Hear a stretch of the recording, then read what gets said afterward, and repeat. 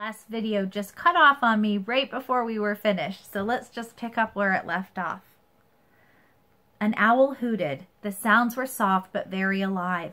Jack opened his eyes and pushed his glasses into place. He smiled. Morgan was still with them. He could see her in the moonlight. Her long white hair was shining. "Morgan, can you and the treehouse stay here?" said Annie. "In Frog Creek?" "No, I must leave again, I'm afraid," said Morgan.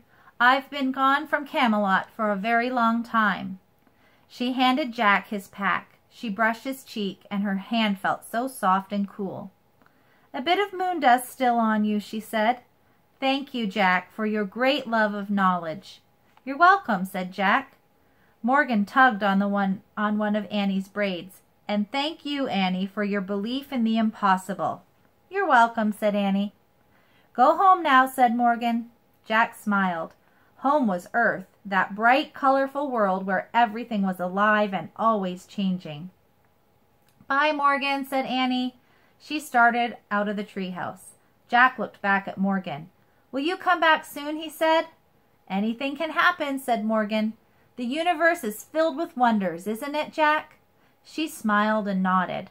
"Go now," Morgan said softly.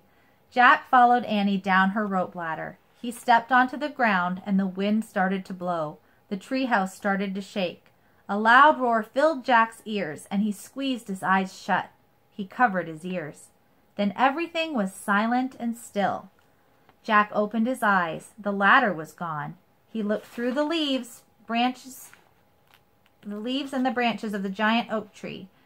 Where the treehouse had been was only moonlight now.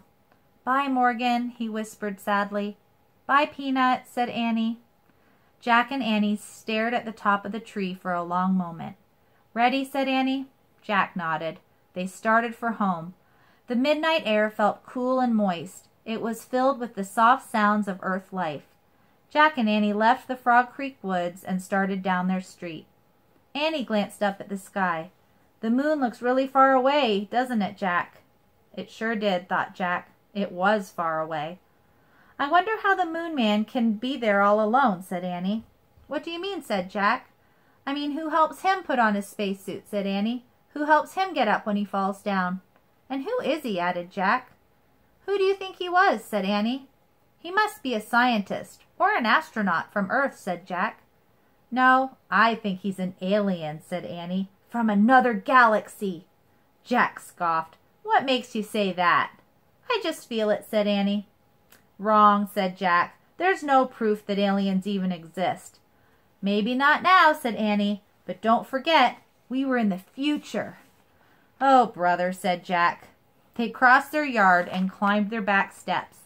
Annie tiptoed inside the house. Jack followed behind her. Before he shut the door, he glanced up at the moon. Was Annie right, he wondered? Could the Moon Man have come from another galaxy? Morgan's words came back to him. "The universe is filled with wonders, isn't it, Jack?" "Good night, Moon Man," Jack whispered. Then he closed the door. The end.